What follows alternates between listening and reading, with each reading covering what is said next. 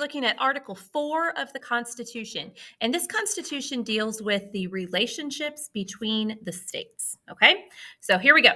Um, the first clause in Article 4 that we want to look at is the Privileges and Immunities of Citizens Clause. Okay, so think about what a privilege is and think about what an immunity is and kind of let that simmer in your head. And we're going to talk about that in class. But the Privileges and Immunities Clause says that all citizens of the United States have to be treated equally in every state that they're in.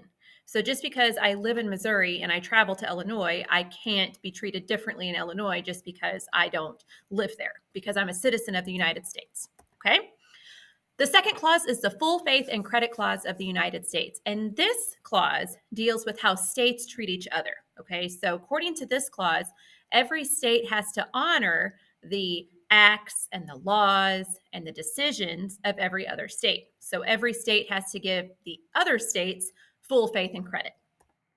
The third clause deals with extradition, and extradition means that if a person commits a crime in one state and then flees to another state, the person has to be brought back to the state in which the crime was committed. So if I commit a crime in Missouri and then I flee to California, California has to send me back to Missouri so I can be held accountable. And the last one that we want to look at is the admission of new states and territories. And this part of Article 4 says that if we are ever going to expand the territory of the United States, Congress has to give permission for that to happen. Okay, so it deals with what do we do if we want to expand the territory of the United States. So now we're going to move on and we're going to hit Article 5 in this video. So Article 5 deals with how you can amend the Constitution. So we know that our Constitution has been amended 27 times over our nation's history, and that's over 200 years and only 27 times that it's been changed. So that tells you the process is pretty difficult to change the Constitution. So there are two ways that you can propose an amendment and two ways to ratify an amendment. So to propose an amendment, the first way is that you have to have 2/3 of each House of Congress. That's the first way to propose an amendment.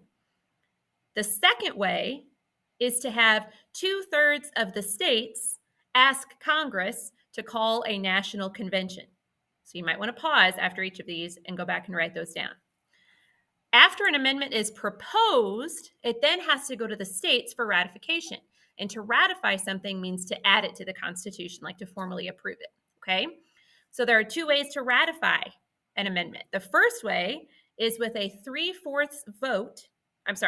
Is with 3/4 of the states voting in their legislative branches.